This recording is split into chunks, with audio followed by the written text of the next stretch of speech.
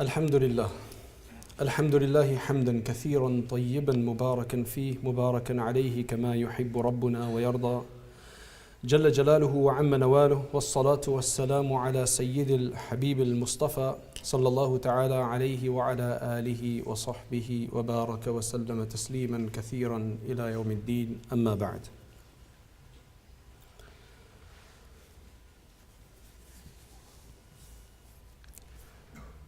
I'm going to start off with a few jokes, if you don't mind.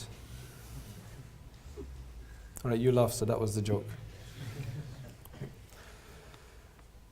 No, seriously, I've got two jokes for you. I better start before I get told off. It's okay, right? There's a guy from India or Pakistan, somewhere around the subcontinent. I think he went to Egypt and he witnessed a scene. There's these two guys saying something to each other. Now this Indian guy, he's taken all of this in. And after this whole commotion was over, when he was asked for a report, this was his report. He said this one guy comes along, he says all of these ayat of the Quran to the other guy, and then the other guy, he gives him back some ayat, and then this guy in a louder, he reads these other ayat, these verses of the Quran to him, and then he gives him a response. So essentially that's an Indian way of looking at Arabs. They're reading Quran all the time. Right? The other joke is this Indian person, he went to Arabia many decades ago. And he must have been in the Badia, outside of the cities, in the deserts with the Bedouins. And from some of the tents there in the Bedouins, he hears this really awful sounding, right? Nothing compared to the ghazals of India, right? Some really awful sounding Bedouin Arabic song. And he hits his head and he says, that's it, I get it. This is why music is haram in Islam. Right? There's a challenge, right? Especially when you've got a scripture that came down was revealed in Arabic, this really beautiful, eloquent Arabic. How is that going to be introduced to this entire nation of millions of people who it's too much to ask for all of them to go and study the Arabic language? Obviously that would have been the optimal option. But for them to all go and study Arabic, that would be very difficult. Imagine Indonesia, India, Pakistan, just that much in itself probably constitutes more Muslims than the entire Middle East Arab-speaking Muslims. And that's no exaggeration. And they don't understand Arabic, the majority of them. So either you wait for them to learn Arabic and then you give the Quran to them in its original pristine beauty of the Arabic language, or you open it up to them. And that's why some of the first translations that were written, they had to justify that it was permissible to translate the Quran. That's amazing because it was never done before. Today is not a time to speak about Quran translations and who the first is and so on. We're speaking about the subcontinent scholars, scholarship in of the subcontinent. And just like with all of the other speakers today, that the most difficult task today is what don't you say? Right? Because we have such a rich heritage. It's an amazing heritage. It's just so rich and so diverse within that richness. It's amazing. Every facet of the Quran has been dealt with, all the way from the nazm and the language and structure of the Quran, to the fiqh of the Quran, to the stories of the Quran. Amazing. One of the best books written on the stories of the Quran is called Qasasul Quran. Personally, I haven't seen a better book, a better work by Maulana Rahman Suharwi. He was part of the Jamiatul Ulama of India during the time of the British. And he wrote this wonderful piece of work. It's in a few volumes where he discusses just the stories of the Quran, the Qasasul Quran. He goes into the Bible, he takes from there, he says, he lists the ahadith, and it's just a very comprehensive work. Qari Siddiq al-Manshawi, rahimahullah, he went to Indonesia, and later in his report he exclaimed that was probably the place where he saw the greatest fervor and zeal for the Quran that he's seen anywhere. So he's obviously comparing to the Middle East, to Egypt and other countries. He didn't come to India, did he? Right? He didn't come to India, Pakistan or Bangladesh. Now when I say India, I mean old India. I mean where you include Bangladesh and Pakistan. I don't want to have to keep saying India, Pakistan and Bangladesh all the time. Okay? So no offense to anybody. India is the subcontinent.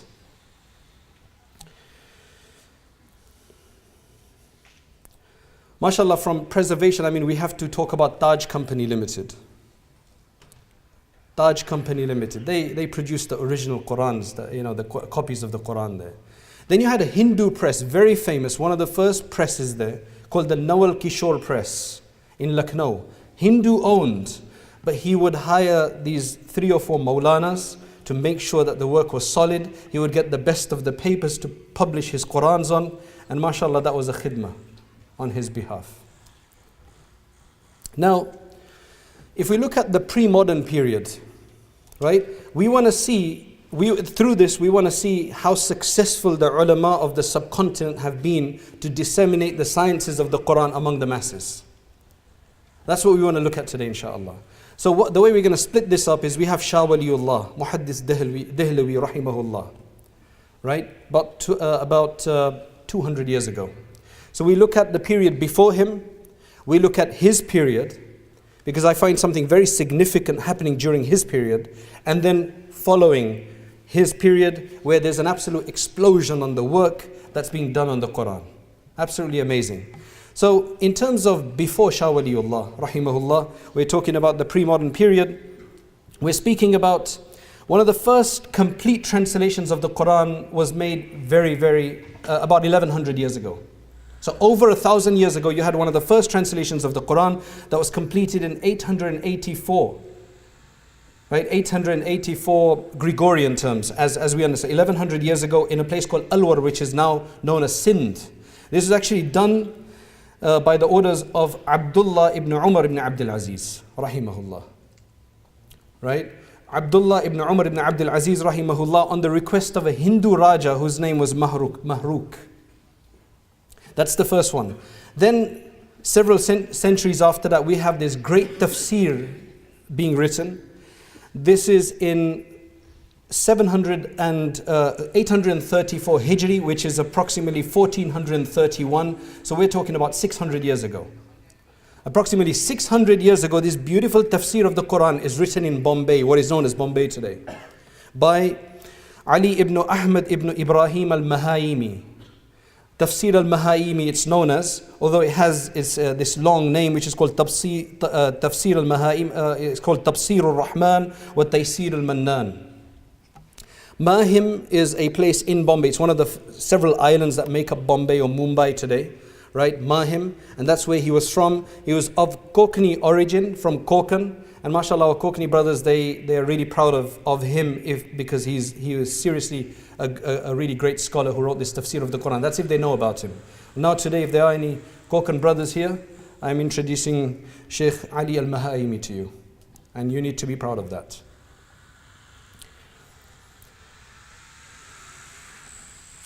Then we have this Abul Fayd al-Faydi.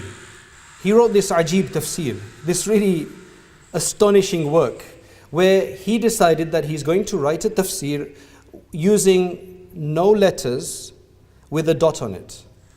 Essentially, he's taken out half the alphabet, or more than half the alphabet. No ba, no ta, no tha. No jim, no kha. No dhal, no za. No sheen, no dad. And then no ghain, and no noon, and no ya.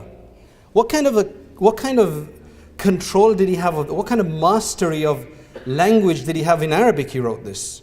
What kind of extensive vocabulary did he have at his disposal that he can find synonyms and alternatives to be able to write this work like this? We've had some absolutely great individuals like this. So it's called the Tafsir al-Faydi. It's actually called Sawati' al-Ilham. However, there's some controversy about this person's aqidah and his beliefs and his purpose of writing this, so I don't want to praise it too much. But definitely from the perspective of somebody producing a work of art, there's definitely no doubt about it. Just like, yesterday with Mufti Taqisa, we went to the British Museum, and one of the books that was shown to us was by a Shafi'i faqih. a Shafi'i scholar, who writes this book on jurisprudence, and it's only in jurisprudence if you read it across.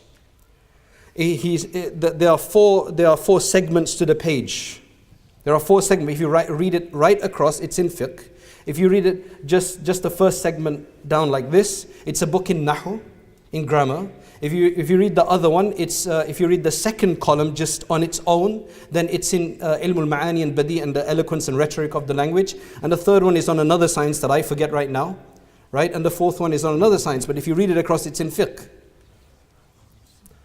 That we're not here to celebrate these things because that's all tafannun, you call it. You know, that sometimes it actually detracts from the message, because the message is how it should. Not that you're amazed by the way this is done. It's the message. That's why there's this whole school of discovering the language and the structure of the Quran, and of understanding the beauty and eloquence of the way the ayat are formed and so on, which is really good and it's inspirational when you're reading the Quran. But if you get too much into it, then you lose the meaning and then you're just focused on the style. And we're not just people of style, we're people of substance. And it's very important to remember that. Now let's get to, then I can't, I mean for the ulama here, if I miss Tafsir al-Ahmadi or Tafsirat al-Ahmadiyya, which is by the famous scholar called Mullah Jiwan, the author of Nur al-Anwar. Right? He wrote this tafsir. He was a scholar of juristic theory, of usul, and mashallah, he has this great tafsir as well. He passed away in 1130 Hijri. So we're talking about 300, just less than 300 years ago. Now let's come to Shah Waliullah. Now this is one cluster I want to speak about, and then there's another cluster afterwards that comes later that I want to speak about, which I find even more fascinating. Shah Waliullah rahimahullah, he passed away in 1762. 1175 Hijri, 1762. We're talking about how many years? Right? We're talking about 230 years or so. Right? That's when he passed away. So obviously he lived before that, and that's the time that he worked. Now, I'm sure when Maulana Riyaz comes, he'll be speaking about him as well. I'm sure everybody has to speak about him because he was a master of all of these sciences, and he has definitely, he's definitely left legacy, in all of these aspects. But when it comes to hadith, he's well known that he was one of those who brought and he proliferated the science of hadith transmission within the subcontinent. Right? But he's also known for one of the first Persian translations of the Quran called Fathur Rahman, the victory of the most merciful one. He did a translation in Persian of the Quran, and in his introduction, he's justifying why he did it. Because it's one of the first translations to be done in Persian in the subcontinent, and thus he has to justify that this is not a bid'ah. This is not meaning it's not a bad innovation. It's necessary to do this. Now look at this amazing thing that he had a number of sons. 3 of his sons, they also produced translations of the Quran. Right? So the father produces this Persian translation, and then you have 3 of his sons who also work on the Quran. So you have Shah Abdul Qadir, rahimahullah. Then you have Shah Rafi'uddin. Both of these produced translations in Urdu. And most amazing thing is that Urdu had just been popularized. This was the time when Urdu had been formulated. This was the time of the formulation of the Urdu language. These scholars, Shah Waliullah and so on, they spoke Persian at home. And Shah Abdul Qadir was actually sent to study Urdu. By the end of their lives, the Urdu had proliferated. In fact, as far as what I've heard, even Hindi wasn't around. Hindi was actually revived, just like Hebrew has been revived today. Right? So the difference between Shah Abdul Qadir, Shah Rafi'uddin's translations is that Shah Rafi'uddin's translation was extremely literal, but it's been considered the most authentic Urdu translations of the translation of the Quran, because it is literally word for word, extremely literal, so very accurate. So you can easily attain accuracy if you do a very literal translation, but in terms of comprehension and understanding, it becomes very difficult because the idioms, the way the expressions between the two languages are different, and if you do literally just a literal translation, it's very difficult for the recipient language to be able, or people who speak that recipient language, to understand it unless they really pay attention. So his is supposed to be one of the most accurate translations. His brother Shah Abdul Qadir did a more idiomatic translation, right, where he didn't stick to the literalism as much. That has also been considered very authentic, and much work has been done on that after that. Now, they had another brother, Shah Abdul Aziz. He wrote one of the first Persian commentaries. So Tafsir Azizi, which has been translated into Urdu as well. So this third brother now has another Persian translations, obviously, of the Quran is a translation, and then he has his commentary on it called Tafsir Azizi. So this is this cluster that I speak about during Shah Waliullah, which is him and his three sons, these four scholars, right, of this one family. They do this khidmah of the Quran along with the khidmah of the hadith. So unlike today, where a person specializes in university, in the department of da'wah, or in the department of hadith, or the department of the Quran, or the department of usul or of the tajweed or whatever. These are people who are masters of everything. They are providing for generations to come, and you will see how this next cluster that I speak about, and this explosion that I speak about afterwards, how they all benefited from these original translations. May Allah subhanahu wa ta'ala reward them abundantly. Now let's go post-Waliullah period. So post-Shah Waliullah, rahimahullah, after his period, numerous schools, numerous translations began to come in this Urdu language. There's the Farahi school, which discusses the nadam, the language, the style, composition of the Quran and so on. Then there was a special tafsir that was being written by the scholars of Deoband, because there was Deoband going on at that time, and then there was the movement of Sir Sayyid Ahmad Khan, which was more of a materialistic and kind of more Western, in that sense you could make it a Western, non-Western kind of thing at the time. So he was very influenced by that, of modern kind of philosophy and so on. So in order to respond to his tafsiri works, there was this work called Mawahibur Rahman, which was kind of essential reading for any scholar at the time. It would come out in portions, it would come out in parts. And after that,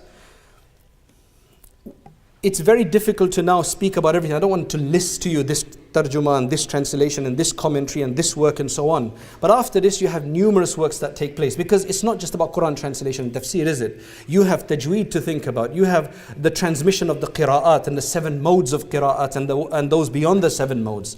Then you have knowledge of the waqf of the Quran. Then you have the rumuz of the Quran, which means ma'rifatul rusum. There's a book in Urdu called there's a book that's been published by one of the scholars of the subcontinent on the ma'rifat. It's called Ma'rifatul Rusum, which discusses why ulaika, I don't know if any of you have ever considered this, but why ulaika is written with a silent waw. Right? Ulaika, and you don't say ulaika, that waw is silent. Right? And how originally the Quran was actually revealed was written down by Uthman radiallahu anh in the Uthmanic script without dots. So it would be quite difficult for us to read that today, because we could not distinguish between a ba, ta and a tha, or a jim and a ha, or any of those paired letters, because there were no dots. Forget fatha, kasra, dhamma. Forget the voweling. There were no dots on it either. All of that was a later introduction. If you see the Uthmanic script, which is in Turkey, right, or the other one in Tashkent, you'll see that it's just written, literally just the word, just the lettering is scripted, that's it, without the dots. So there's a whole science behind why it's written that way, and we've got subcontinent scholars dealing with even that, and the qira'at, right? Now, since there was a proliferation of translations, I'm going to focus just on one individual and the way he inspired a number of other individuals, right? He's already been mentioned in the previous talks, I'm sure, but let's start off with Maulana Thanwi, Hakimul Ummah rahimahumullah. I find him one of the most amazing scholars because of just the proliferation of his works, the sheer number of them, about 1,000 writings 1,000 books that he produced on serious topics. It's not just bayans that he gave. That in itself is about 20-30 volumes. But anyway, there were a number of translations that were written at the time that became a bit popular. So one really famous one, which I've heard from other sources as well, is the so-called Deputy Nazir Ahmed. They say Dipti Nazir Ahmed. Dipti Nazir Ahmed. So Dipti Nazir Ahmed's translation, which I remember somebody praising in front of me, because it's a very idiomatic translation, like very keeping in line with the common way that people spoke Urdu. Right? So it's a very attractive translation because it's so easy to read. But it compromises on accuracy, that's the problem. So Maulana Shah Waliullah first wrote Tarjuma Dehlawi, which was a response to this tafsir to reform the problems in it. Then there was another tafsir that was written at the time, Mirza Hayrat's tafsir. Right? And so Maulana Shah Thanwi rahimahullah, he wrote Tarjuma Hayrat. Right, so that was the initial work that he did. First it was a response. And then after that, he wrote his own translation. And he wrote his own translation. If you remember Shah Waliullah's translation, which was one of the most accurate translations available, but extremely linguistic, very, very literal. He took that translation to maintain the accuracy of it, and he added to that a meaningful words wherever they were necessary. So he produced a meaningful translation that is not just very literal, but that takes from there and adds to it. Sayyid Sulaiman Nadwi, who is this great scholar, historian, of many, many sciences, he says that Shah Waliullah's translation was one of the most accurate ones in Urdu, but due to being very literal, the understanding and comprehension of it was limited for people. Maulana Shah Waliullah Thanwi took this and he turned it around in such a way that he gave access to everybody, right? Because of the way his eloquence, he was able to use his eloquence in that language to be able to turn that translation into something comprehensible for people. So that was beautiful. That's Maulana Shah Waliullah Thanwi. Then what you have is he wrote on people's commentaries, he wrote a taqsir fit tafsir, shortcomings in tafsir, so he wrote a book on that. If you look, if you count all of the books that Maulana Thanwi alone wrote on Quran, there were 25 titles. 25 titles, starting from tarjuma, a translation, to a tafsir, right, to tajweed, to many of the other sciences. I'll be looking at some of them quickly right now. Then he wrote his Bayanul Quran. His Bayanul Quran is his tafsir. It's like one of the most widely acclaimed tafsir, despite how small it is, comparatively speaking. It's not in 20 volumes, right? It's not in 20 volumes, but essentially it is seen as a summary of all the major tafsirs before him. Because Maulana Thanwi passed away at the beginning of this century, 1943. Right? So at the beginning of this century, it's only about 70 years ago we're talking about this, right? We're only talking about 70 years ago. These amazing works are being produced. So that's 1362 Hijri, 1943. He produces this commentary. Now I think the one thing that witnesses to this is this fact. Maulana Anwar Shah Kashmiri rahimahullah was one of these great muhaddith, really genius of a scholar, an absolute mastermind in these, he said he wouldn't touch Urdu books. It was below him to touch Urdu books. He only read Arabic.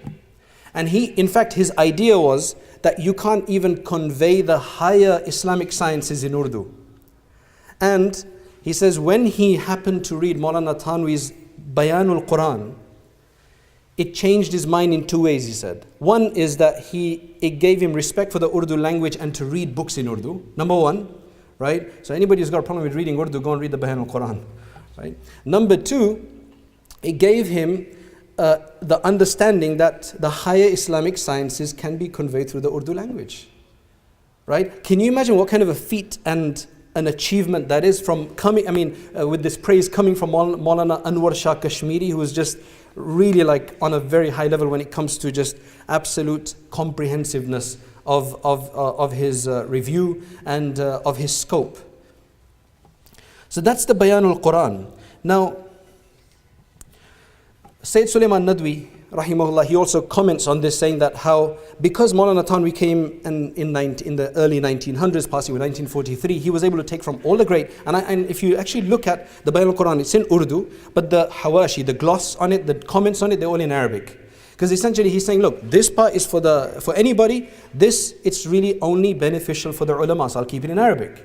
Right? So you've got literally short phrases, wafi alusi, so and so, wafi ruh, so and so, wafi al-baydawi, so and so. He's taken the best, and believe me, we just covered a section of tafsir alusi last week, and it is not an easy tafsir to deal with. Even Baydawi is extremely terse and extremely eloquent, and for him to just be pulling the best of it, right, the best points from it and just producing it here, it just gives you this work that's formulated, that's a summary of all of these great things. And somebody needs to translate this. May Allah subhanahu wa ta'ala give tawfiq to Mufti Yusuf Mullah. He actually started work on this, right? And part of it is actually online. You can, if you search for Bayanul Quran, Sharia Institute or whatever it's called, he's actually started doing a translation of it. May Allah give him himmah to complete this work. Then Maulana Thanwi, I said 25 titles. We don't have the time to go through all of these, but then he wrote Jamalul Quran. Jamalul Quran is your basic tajweed book that tells you the rules of tajweed. Some of you may have read it. Then for even younger students, he wrote another book called Tajweedul Quran in poem. so that they could memorize it. SubhanAllah, you just wonder where the time he's getting for these things, right? May Allah give us the barakah that he had in his life.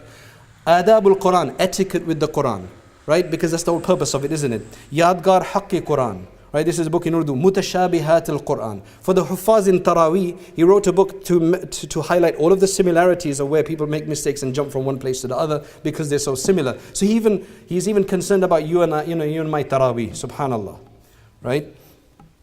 So he wrote, Hukmul Awqaf. There's a controversy about where you can stop and where you shouldn't stop. So he writes his whole treatise on that subject of the Quran as well. Now, that's him, 25 books. Let's move on. One is that you do something for yourself and you leave the world. But the other is that you inspire this whole generation to do additional work. And that's what I find so great about Maulana Thanwi. Because if you look at all of his disciples, his khulafa, there are at least 7 or 8 of them, and I'll take their names right now, that worked on the Quran, and not just like a little piece here or there. We're talking about some major commentaries, and you know some of these commentaries because they're out today, right? And they're popular, people know about them. So the ones I'm going to mention Mufti Shafi Uthmani, Mufti Taqi Saab's father, Rahimahullah. Another one is Maulana Idris Kandilwi, right? Number 3, Maulana Shabbir Ahmed Uthmani, right? Number 4 is Maulana Fateh Muhammad Jalandhari, another that worked on the Quran. Maulana Abdul Majid Daryabadi, number 5. Number 6, we're talking about Maulana Zafar Ahmed Uthmani. And number 7, Mufti Jamil Ahmed Thanwi. And yes, that's 7 people that worked seriously, produced some serious contributions to the Quran at the behest of Maulana Thanwi and inspired by their Shaykh. That's what I find. This is the second cluster that I'm speaking about. So now let's look at each one. Mufti Shafi Uthmani is, in the Ma'arif al-Quran, which has had the barakah, mashallah, of being published entirely in English as well. So you've got 8 volumes of it, right? That's a sign of the acceptance of the work. Then you have another Ma'arif al-Quran, which some of the ulama will know about, which is written by his classmate, Maulana Idris Kandilwi. Another, the second one, another Khalifa of Maulana Thanwi. He wrote this entire 8 volume in Urdu, Ma'arif al-Quran. He didn't complete the whole thing, majority of it. Then the rest of it is completed by his son, I believe, or one of his relatives. So that's the second Ma'arif al-Quran. Now, although the first Ma'arif al-Quran is more popular today because it's in English, the second one is actually considered to be superior from a scholarly perspective by many ulama, because the difference between Mufti Shafi Saab and Maulana Idris Kandilwi was that Maulana Idris Kandilwi was by profession a Shaykh al-Tafsir, whereas Mufti Shafi Saab was a Mufti, and that's why you see that there's a lot of ahkam, rulings that are found in his Ma'arif al-Quran that you will read today. Right? Unfortunately, Maulana Idris's commentary, his tafsir is not translated into English. But in terms of connection between the verses and so on, that's why Maulana Ebrahim Saab, I remember he suggested to me that I read that one when I was about to start a tafsir class, because he said that that's really good for really understanding the links between the verses and many other aspects. So those are 2 full-fledged tafsirs written by his students. Number 3. We go to Maulana Fateh Muhammad Jalandhari, who actually wrote another translation of the Quran. Right? He was from I believe he was from Madrasa Ashrafiyya. He moved to Pakistan. He was in Pakistan afterwards, and his translation is quite widely read as well, because it's a very nice translation as well in Urdu. Then number 4 is Maulana Abdul Majid Daryabadi. Now this is a person in India, one of the Khalifas of Maulana Ashraf Ali Thanwi, one of his disciples, and he decides to write a tafsir in English. That's a major task. To write a translation of the Quran is difficult enough. In fact, I find it, I'll reserve my comments there. But when it comes to a whole entire tafsir, which is still a claim to, okay, the English is a bit out of date, no doubt, because that's Urdu, English, it moves on, right? And the idioms and the usage and that, it changes. So it could be modernized in its English and its language, because the language is archaic, but beautiful in its contents and its scope. And this is another Thanwi inspiration, which is just amazing, in English, right? So this Maulana Thanwi sitting, lying in his grave, and he's reaping the benefits of all of these things. Subhanallah. That is what you call investment. That is what you call investment for the hereafter. May Allah all give us all the tawfiq to make investments like that for our hereafter as well, and among our children. Now the next project that includes 4 of the others, or 4 people, 4 of his khulafa, is the Ahkamul Quran project. Now, Maulana Thanwi wanted to establish all of the Hanafi fiqh rulings through hadith. So for that, he commissioned his nephew, Maulana Zafar Ahmad Uthmani, rahimahullah, Shaykh al-Islam of Pakistan afterwards, to do this work in these 15, 20 volumes. So he completed that work, establishing all of the evidences from the Sunnah. Then before his death, he also, Maulana Thanwi, wanted to take all of the ahkam of the Quran and establish all the Hanafi fiqh rulings where they could be established from the Quran. Later he changed his mind and decided that it should be general. All the ahkam of the Quran I should be able to do. He actually wanted to do this project himself. But it was towards the end of his life. He wasn't feeling as well and enough to do this. So he commissioned 4 of his khulafa to do this. And that was Mufti Shafi. He gave him a segment. Maulana Zafar Uthmani, who had actually left the area. Otherwise he probably would have done this work if he was still in Tanaban. But he'd left. And he'd moved to, I believe he'd moved to Pakistan or somewhere, right? Because that's when Pakistan had been created. And Maulana Idris Kandilwi was the third one, right? Who we've already mentioned. And Maulana Jamil, Mufti Jamil Ahmad Thanwi.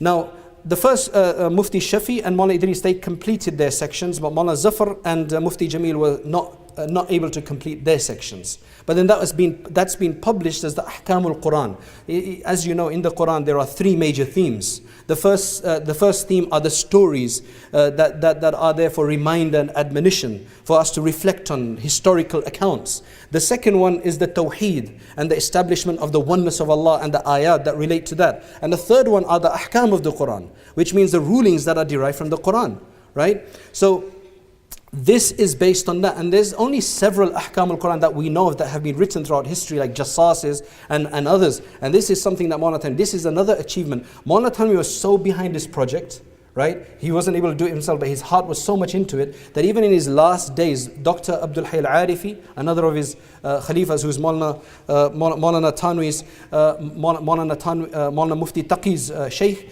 he mentions that he was by his bedside while he was relaxed, he was lying down, right, in these last so-called months. And Mufti Shafi Sahab was in another room doing the work. I actually visited Tanaban recently, and mashallah, it was pointed out, there's a really nice Maulana they call Maulana Huzaifa. If any of you go to Tanaban, look for Maulana Huzaifa and tell him to give you a tour. He gave me such a great tour that I thought he was going to charge me for it afterwards. Seriously, he just came up and he started giving us a tour. This was this, and he had the history behind it and everything. And I was like, man, this guy's going to charge us now. He's a professional, tour guide. But no, he's just the son of the one who's in charge of that. May Allah bless him. So he gave us this beautiful, where he showed where Maulana Thanwi used to sit, where his khanqah was, where people used to write, where Mufti Shafi's room was, where Qari Tayyib, rahimahullah, where his room was, and so on. It's quite amazing.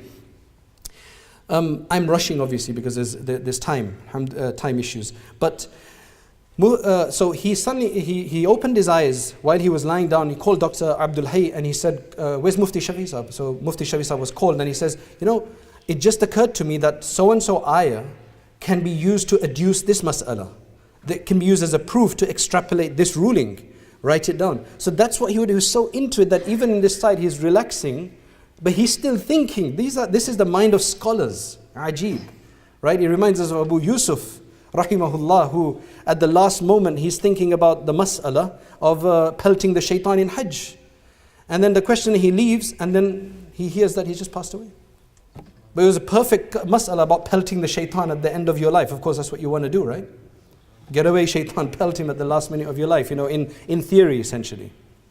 Allah subhanahu wa ta'ala gives tawfiq. Allah gives tawfiq. That's the most important thing. So we have these 7 individuals who work on Quran, who carry on this tradition from Maulana Thanwi. This is that second cluster which just really totally amazes me. And, there are so many others. There's Maulana Ashiq Ilahi Mirati, who was again associated with Maulana Thanwi. He wasn't his Khalifa, but he was associated. He also wrote a tafsir of the Quran. And Shaykhul Hind, now I must say something about Maulana Shabir Ahmad Uthmani, which I mentioned earlier. One of the best combinations of translation and tafsir was in brief, not the big voluminous ones, is this one here, right? In its various editions. It's that small, right? So this is Shaykhul Hind Mahmud al-Hassan's translation, and this is Maulana Shabir Ahmad Uthmani's commentary. Maulana Shabir Ahmad Uthmani is another Khalifa of him. And so he produces this brief commentary, but again, it's very comprehensive. It's enough for you to get a good understanding of the ayat, right? And it's widely acclaimed.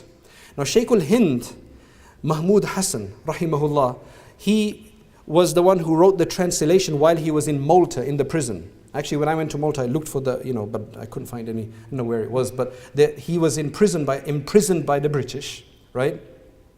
And that's where he wrote this, or he completed this translation. If you read his introduction, which is several pages long, in very small writing, it's several pages long, he is so reluctant to write this translation, despite the persistence from his friends and others that you need to write a translation.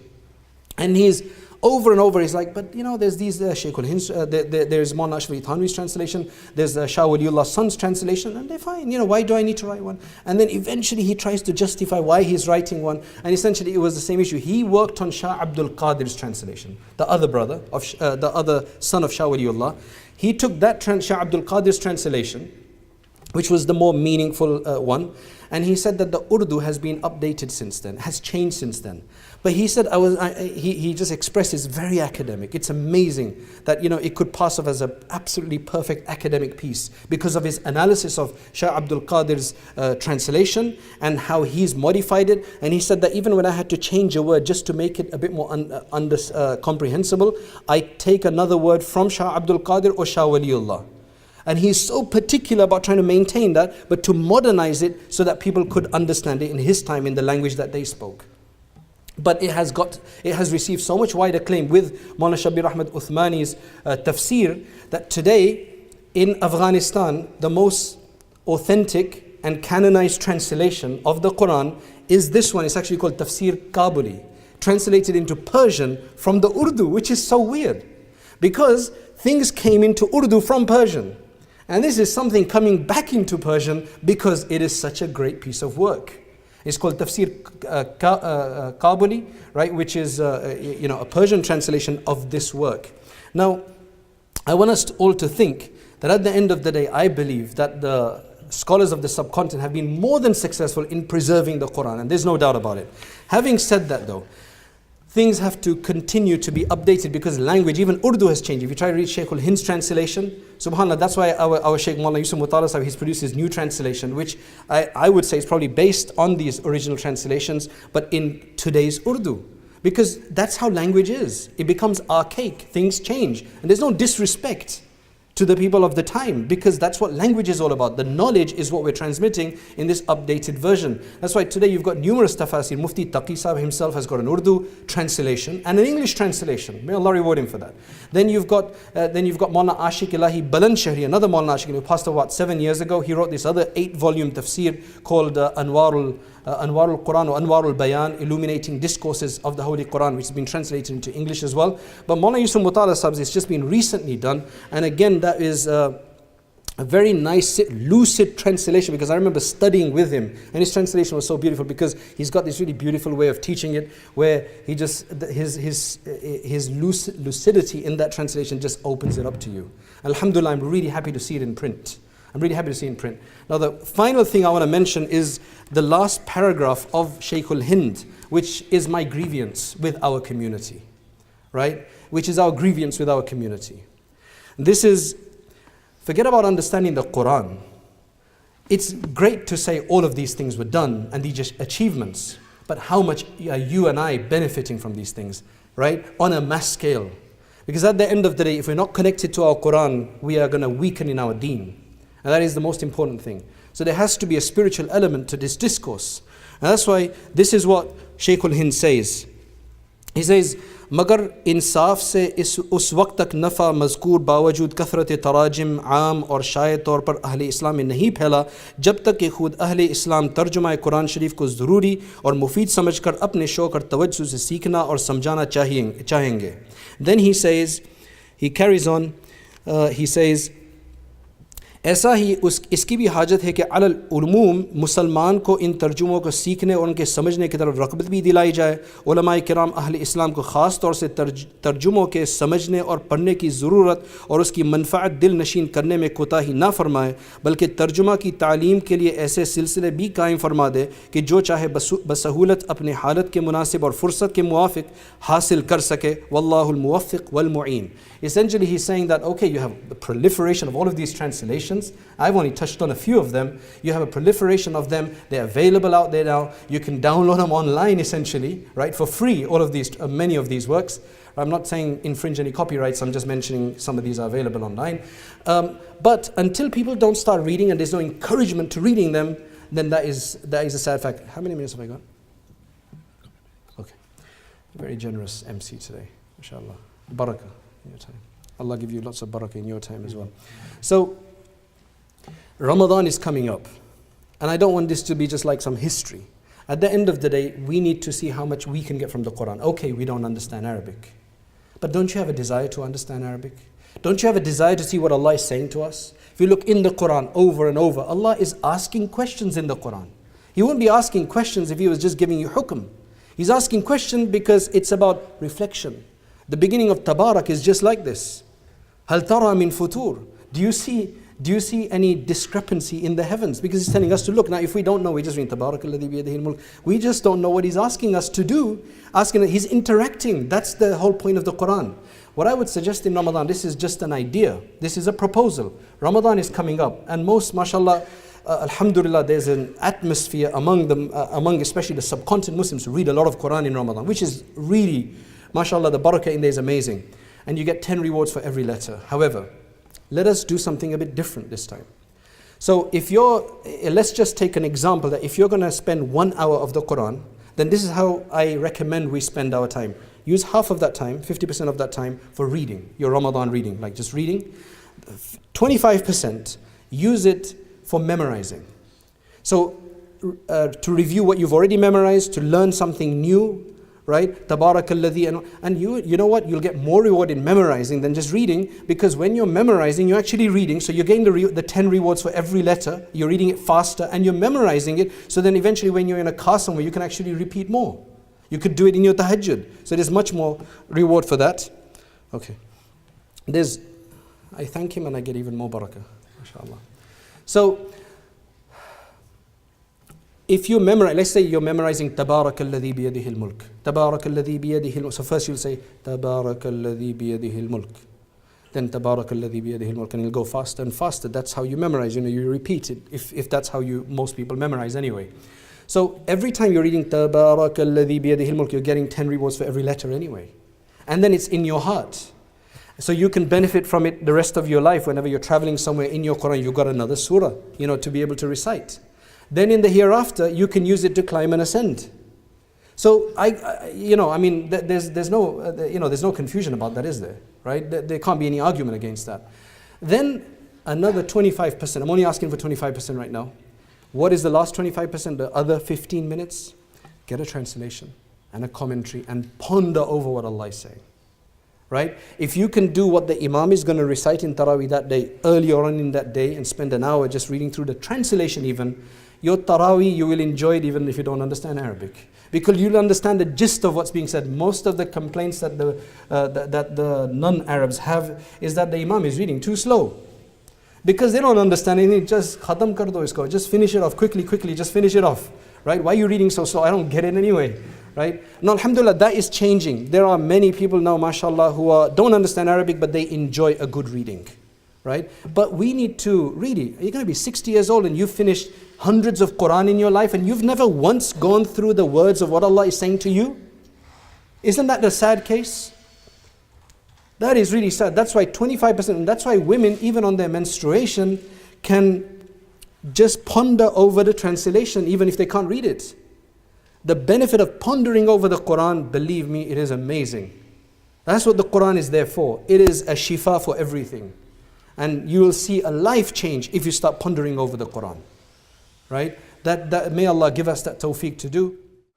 Just to touch on Mufti Muhammad, because when he was mentioning at the end, right, and my PhD was actually in fiqh, right? So that's why it was actually in the first fatwa collection in the Hanafi school.